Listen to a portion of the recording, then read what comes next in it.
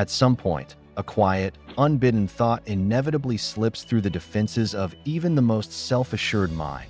A creeping whisper suggesting that you are fundamentally inadequate, that you lack the requisite intelligence, or that you are inherently out of place among those who move through the world with effortless certainty.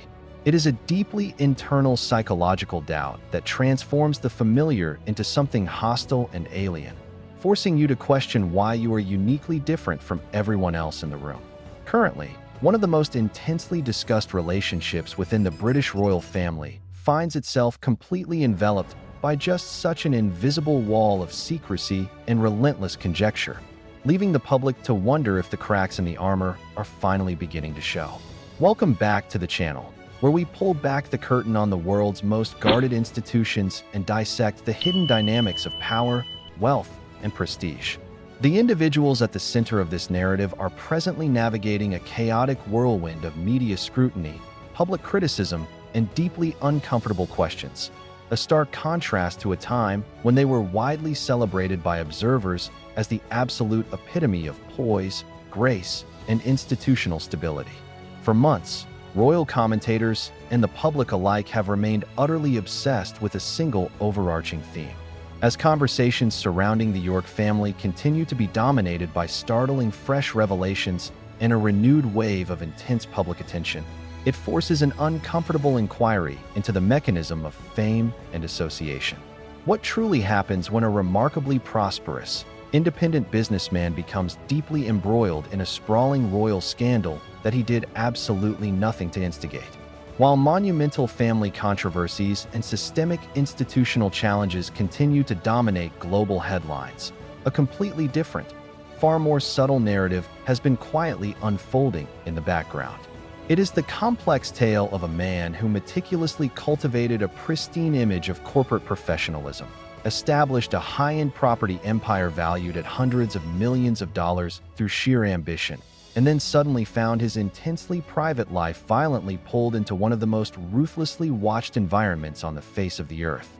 The existence of immense external pressure within this domestic sphere is no longer a matter of debate or doubt, but whether even the most resilient, deeply loving marriages can ultimately survive such an unforgiving crucible remains the ultimate question, a question that becomes even more volatile when you realize that certain powerful forces within the palace gates may have been working against them from the very beginning. Long before his name was ever whispered in connection to the House of Windsor, Edoardo Mapelli Mozzi was already carving out a formidable reputation for himself within the highest echelons of corporate circles. He was by no means an anonymous figure or an unidentified outsider desperately hoping for a fortunate break in high society. Instead, he possessed a remarkably robust career in the specialized world of luxury real estate development, propelled by an innate ambition and an enviable network of well-placed connections. Yet, his eventual journey into the orbit of the monarchy did not commence with a blank slate or a life devoid of previous commitments. Before the global public came to recognize him universally as the devoted husband of Princess Beatrice, he was deeply dedicated to an entirely different existence. He had shared an affluent home, a beautifully envisioned future, and a young son with Dara Huang, a highly prosperous architect whose own professional career was thriving on an international scale. To those within their immediate social circle, they appeared to be the absolute definition of a contemporary professional power couple, a pair for whom wedding bells were confidently anticipated by close friends and associates. Family members genuinely believed that their collective future was entirely predetermined, as every single aspect of their shared life appeared to be in perfect, unassailable order. Then, with a suddenness that stunned their peers, the narrative abruptly altered course, and a pervasive wave of public speculation quickly rushed to fill the immense void left by their subsequent silence. The precise timing of the separation immediately caught the attention of sharp observers, and quiet whispers began to ripple rapidly through elite social circles. The sheer speed at which one significant chapter of his life appeared to draw to a close, while an entirely new royal chapter seemed poised to begin naturally captured the imagination of media commentators. What rendered the entire situation infinitely more fascinating to the public was the deliberate choice made by nearly all of the primary participants to remain completely silent. Let's do a Bravo X Royal American Cheating Investigation. So, in case you missed it, Ladies of London, The New Reign premiered on Friday, where we were introduced to this woman, Dara Wang. She is an American architect who apparently was formerly engaged to this man, Edoardo Mapelli Mozzi. They met in 2015, they had a baby in 2016, and they broke up in 2018. I went on Reddit to get tea on Dara. In case you missed it, Dara quit Ladies of London in the middle of the second episode. She said, "This isn't for me," and walked out. But a lot of rumors were swirling, so being a cheating head, I had to tap in.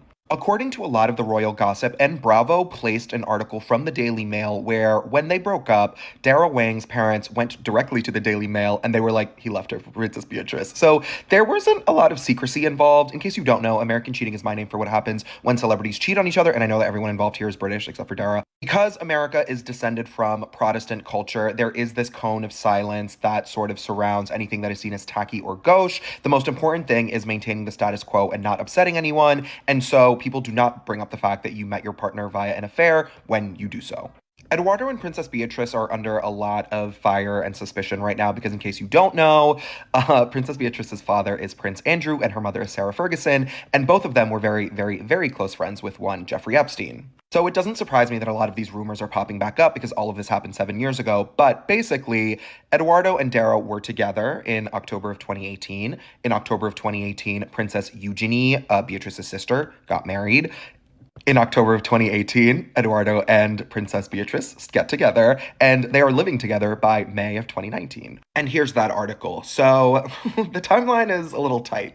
I think this being sort of an open secret in royal circles. So the way that royal gossip works is very different than like celebrity gossip, because there's a lot of stuff that's just like known, but you're not allowed to talk about. But there are lots of Reddits where people just gossip, gossip, gossip. I was searching for this article that I could not find, but apparently one of the British tabloids published this article that said that Edoardo started dating Beatrice while he was still living with Dara. And obviously we don't know if they were like together or not, but her parents being so furious and her posting cryptic Instagrams about like the hardest breakup of her life and like going through such tremendous pain and such a dark time in her life, I think that we can put two and two together. As the Buffy quote says, "I do not have to jump to conclusions. I simply took a step and their conclusions were." With these American cheating posts, I always point out that the press is always very instrumental in helping people cover up their affairs. And so they're never going to outright say what happened. What they will say is, I went on this article and they just listed the timeline the same way I did, right?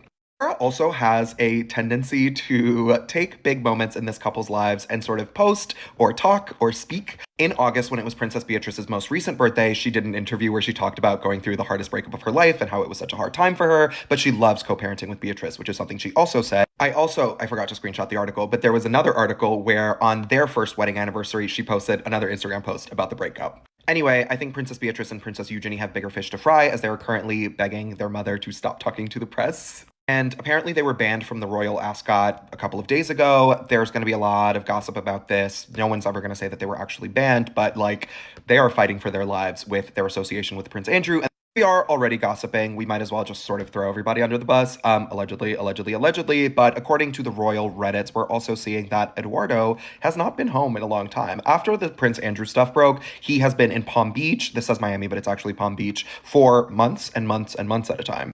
As always, I wish these people an ounce of luck, but considering the rumors and all of the tea and all of the mess, every single person involved, except for the baby, obviously, seems very messy, and I'm glad that she's not on the show, because this is getting messy.